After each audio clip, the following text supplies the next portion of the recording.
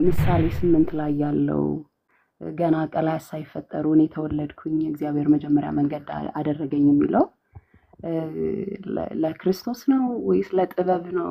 ብዙ ሰዎች ይጠይቃሉ እና ክሊር አልሆነልኝም። ልታስረዳኝ ትችላለህ አንተ? መጽሐፍ ቅዱስ ስታነቢ ለምሳሌ ስለ ጥበብ ከሆነ ማጥናት የፈለግሽው ስለ ጥበብ የተነገሩ ክፍሎችን በሙሉ ለማየት መሞከር ነው። ክርስቶስ ጥበብ ተብሎ የተገለጸበት ቦታ አለ መጽሐፍ ቅዱስ ላይ። ግን መጽሐፍ ቅዱስ ውስጥ ጥበብ የተባለ ሁሉ ክርስቶስ ነው ተብሎ መተርጎም ግን አይችልም። ሰይጣንም ጥበብን የተሞላ ነው ስለተባለ ጥበብ የሚል ቃል ባገኘን ቁጥር ክርስቶስ ነው ብሎ የሚተረጉሙ ከሆነ እንግዲህ አሁን እነዚህ ሁሉ ነገሮች እንግዲህ እህቴ ነሽ በላት ሲባልም ክርስቶስን እህቴ ነሽ ሊል ነው። ዲያብሎስ ጥበብን የተሞላ ነው ሲባል ዲያብሎስ ክርስቶስን የተሞላ ነው እየተባለ ሊተረጎም ነው ማለት ነው። የእግዚአብሔር ኃይልና የእግዚአብሔር ጥበብ የሆነው ክርስቶስ ነው ይላል። ስለዚህ ክርስቶስ የእግዚአብሔር ኃይልም የእግዚአብሔር ጥበብም ተብሎ ይገለጻል።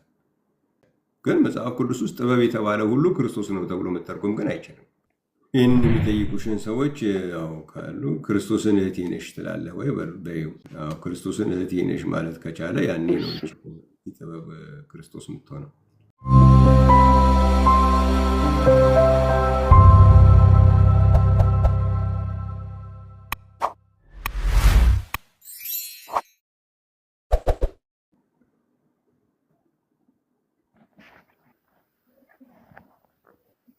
ሰላም ወንድም ቤኪ እንዴት ነህ? እግዚአብሔር ይመስገን። ቲንክ ለመጀመሪያ ጊዜ ገባሁት ለክርክር እንኳን ሳይሆን ግን አንዳንድ ጥያቄ ያነበብኳቸው መጽሐፍቶች ነበሩና በስጋ የተገለጠ አንድ አምላክ አንብቤዋለሁ። ቃሉ ይናገር የሚል መጽሐፍ አጋጣሚ ሰው ሰጥቶኝ አንብቤዋለሁኝና በአፖስቶሊክ አማኞችና ፕሮቴስታንት አንድ ጊዜ ሊዱ እኔ እዚህ ማስተናግደው በእግዚአብሔር ቃል ላይ ተመስርቶ ምክንያቱም ያንን ስለ መጽሐፍት ጉዳይ መጽሐፍቱን ራሱን ሙሉውን ሀሳብ እያገላበጡ ማየት ያስፈልጋል የመጽሐፍ አውዱ ላይ። ስለዚህ አሁን ስለዛ አይደለም አሁን እኔ እዚህ የምናገረው። ገብቶኛል ግን ከሱ ተነስቼ ነው ይህንን አንተ የምታስተምረው ነገር ያወቅኩት ስለ ኢየሱስ አብነት እና ምሳሌ 8 ላይ ያለው ስለ ጥበብ ነው የሚያወራው ወይ ስለ ክርስቶስ? እሱ ልጠይቅ ፈልጌ ነው። ይሄን ጥያቄ መጠየቅ የሚቻል ከሆነ ገና ቀላያት ሳይፈጠሩ እኔ ተወለድኩኝ እግዚአብሔር መጀመሪያ መንገድ አደረገኝ የሚለው ለክርስቶስ ነው ወይስ ለጥበብ ነው? ብዙ ሰዎች ይጠይቃሉ እና ክሊር አልሆነልኝም። ልታስረዳኝ ትችላለህ አንተ?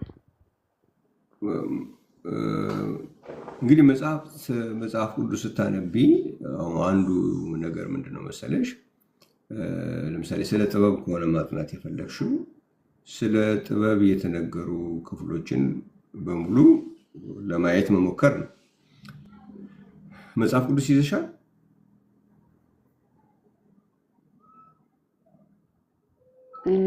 አው በስልኬ ስለምጠቀም ግን እንዳይጠፋብኝ ኔትወርክ እንጂ ያው አለኝ።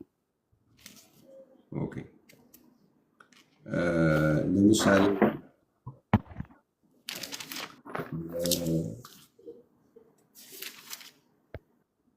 ሕዝቅኤል ምዕራፍ 28 ላይ ሕዝቅኤል 28 ቁጥር 11 ላይ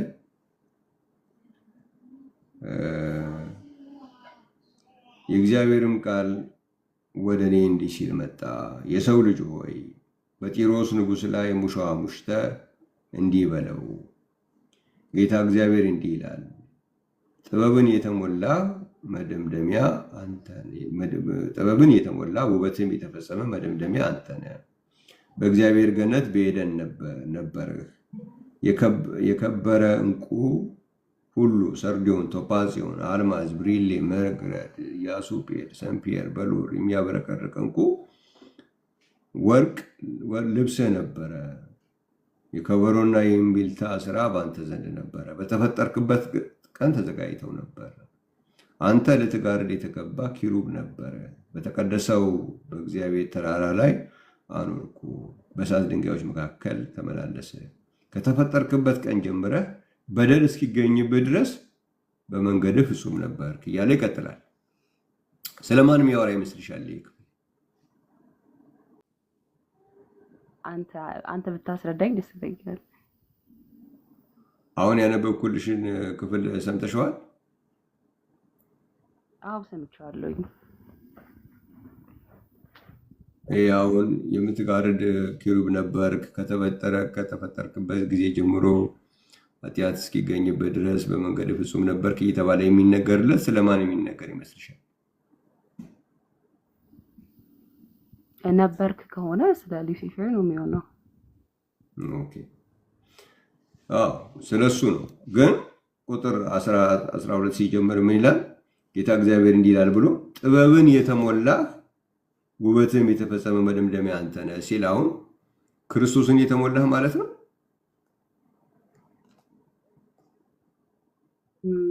ድገምልኝ እስኪ ይቅርታ። ጥበብን የተሞላህ ውበትም የተፈጸመ መደምደሚያ አንተ ነህ ይለዋል። አይ ለክርስቶስ አይደለም። ኦኬ። ስለዚህ ጥበብ የተባለ ቃል በሙሉ ሲገለጽ ጥበብ የሚባል ነገር ባየን ቁጥር ክርስቶስ ነው ማለት አይደለም። ስለዚህ በምሳሌ ምዕራፍ 8 ላይ የተገለጸው ጥበብ ምን አይነት ነው? ምሳሌ ላይ ያው ክፍሉ ሰፋ ያለ ነው። ስለዚህ ጥበብ መናገር የጀመረው ጸሐፊው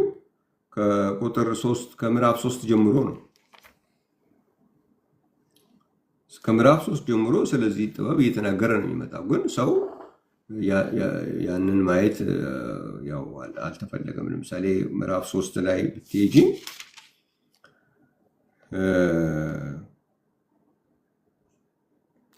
ምን ይላል? ምዕራፍ 3 ቁጥር 12 ላይ እግዚአብሔር የወደደውን ይገስጻልና አባት የሚወደውን ልጁን እንደሚገስጽ ጥበብን የሚያገኝ ሰው ምስጉን ነው። ማስተዋልንም ገንዘቡ የሚያደርግ በወርቅና በብር ከመነገድ ይልቅ በእርሷ መነገድ ይሻላል። ከቀይ ዕንቁ ትከብራለች፣ የተከበረ ነገር ሁሉ አይተካከላትም። በቀኟ ረጅም ዘመን ነው፣ በግራዋ ባለጠግነትና ክብር። መንገዷ የደስታ መንገድ ነው፣ ጎዳናዋ ሁሉ ሰላም ነው። እርሷ ለሚይዟት የሕይወት ዛፍ ናት፣ የተመረኮዘባትም ሁሉ ምስጉን ነው። እግዚአብሔር በጥበብ ምድርን መሰረተ፣ በማስተዋል ሰማያትን አጸና፣ በእውቀትም ቀላያት ተቀደዱ። ደመናትም ጠልን ያንጠባጥባሉ። ልጄ ወይ እነዚህ ከዓይኖችህ አይራቁ። መልካም ጥበብንና ጥንቃቄን ጠብቅ፣ ለነፍስህ ሕይወት ይሆናሉ እያለ ይናገራል። እና እዚህ ላይ አሁን የተጠቀሰችው ጥበብ የእግዚአብሔር እውቀት፣ የእግዚአብሔር ጥበብ፣ የእግዚአብሔር ማስተዋል እየተባለች ነው የምትገለጸው። ስለዚህ የእግዚአብሔርን ማስተዋል፣ የእግዚአብሔርን ጥበብ ነው የሚናገረው። ይህንኑ ነው አሁን ምሳሌ 3 ላይ የምታየውን ነው 8ም ላይ የሚያመጣው። እንደገና እዛው ምሳሌ ላይ ምዕራፍ 7 ላይም ያነሳታል። እንደገና ምሳሌ ምዕራፍ 7 ቁጥር 1 ላይ ልጄ ሆይ ቃሌን ጠብቅ፣ ትእዛዜ በአንተ ዘንድ ሸሽግ። ትእዛዜን ጠብቅ፣ በሕይወት ትኖራለህ። ሕጌን እንደ ዓይነ ብሌን ጠብቅ፣ በጣቶችህ እሰራቸው፣ በልብህ ጽላት ጻፋቸው። ጥበብን አንቺ እህቴ ነሽ በላት፣ ማስተዋልንም ወዳጄ ብለህ ጠራት እያለ ይናገራል። አሁንም እዚህ ጋር ትመጣለች። እንዲያውም እዚህ ቦታ ላይ እህቴ ነሽ በላት ነው። ክርስቶስ ከሆነች እንዴት እህቴ ነሽ እንላታለን?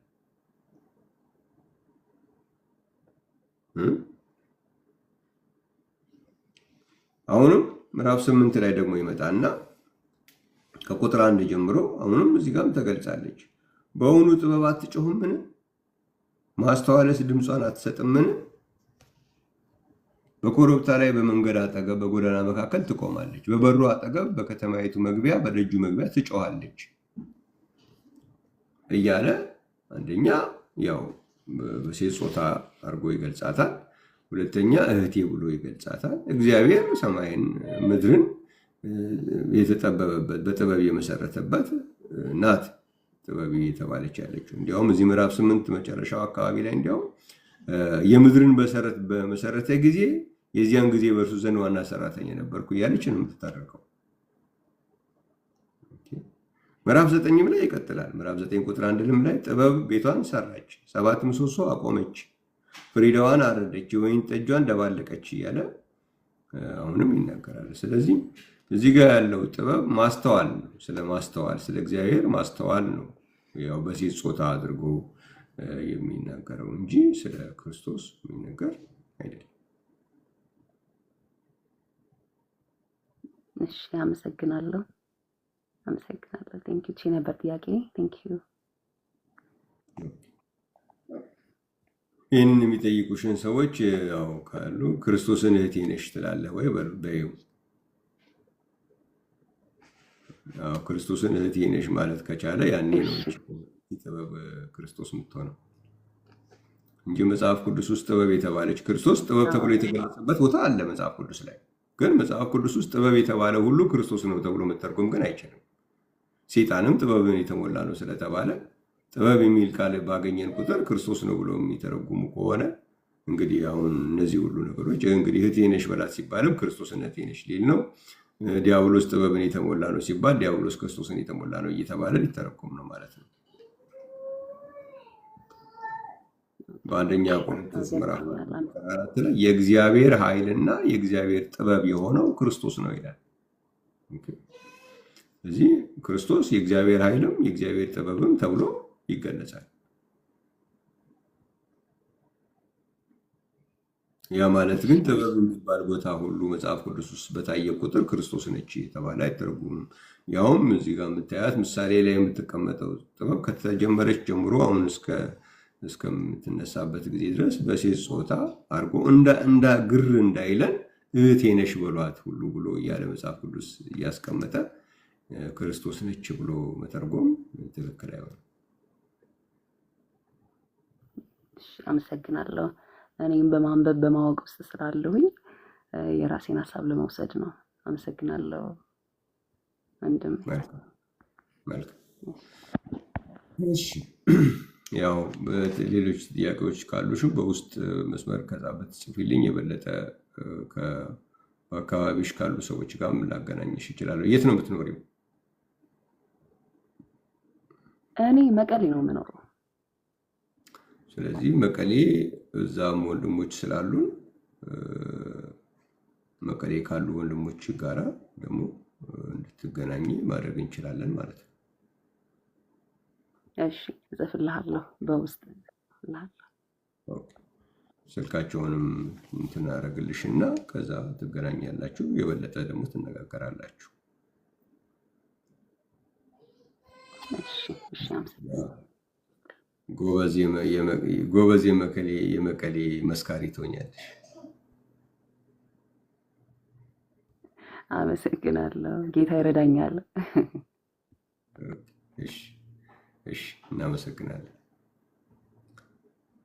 እናመሰግናለን ስለነበረን ጊዜ። እግዚአብሔር የተመሰገነ ይሁን። ከሁሉ የሚበልጥ እውቀት ኢየሱስ ነው። እግዚአብሔር ይመስገን። ሐዋርያ ጳውሎስ እንዳለው ከሁሉ ስለሚበልጥ ስለ ክርስቶስ ኢየሱስ ስለ ጌታ እውቀት ነገር ሁሉ ጉዳት እንዲሆን እቆጥራለሁ አለ እና ይህን ከሁሉ የሚበልጥ እውቀት እግዚአብሔር ስለሰጠን ስንቶቻችሁ በዚህ ነገር ይህን ነገር በመረዳት ይዛችሁት እግዚአብሔርን እንደምታከብሩ እንደምታመሰግኑ እኔ አላውቅም። እኔ ግን በጣም እግዚአብሔርን አመሰግናለሁ። ይህንን ትልቅ እውቀት፣ ትልቅ ብርሃን፣ ትልቅ መዳን እግዚአብሔር ሰጥቶናልና ክብር ለጌታ ለኢየሱስ ይሁን። ጌታ ኢየሱስ ቢፈቅድ ብንኖር እንግዲህ ሳምንት እንገናኛለን። ስለነበረን ጊዜ ሁሉ በጣም አመሰግናለሁ።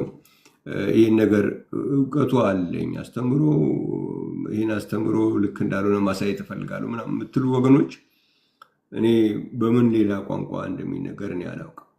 ሁልጊዜ ጨርሰን ከወጣን በኋላ ነው ሌላ ክፍል ከፍታችሁ ሌላ አይነት ነገር ውስጥ የምትገቡትና እኔ እናንተ የህይወት ሸክም ኖሯችሁ ነው ለማለት በጣም ይቸገራለሁ። ስለዚህ ካላችሁ ያው በዚህ ሰዓት ላይ ብቅ ብላችሁ ማቅረብና መነጋገር ነው የሚያስፈልገው ነው የምለው። እዚህ ላይ ደግሞ መነጋገር ፈቃደኞች ካልሆኑ ግን አንዳንድ ምዕመናኖች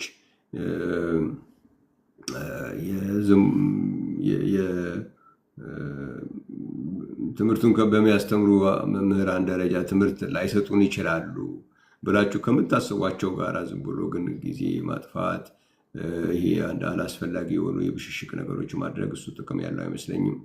የኛ ወንድሞች እህቶችም ማወቅ የሚፈልጉ ማስተማር የሚፈልጉ በተለይ ደግሞ ማረም እንችላለን የሚሉ ስታገኙ ጋብዟቸው።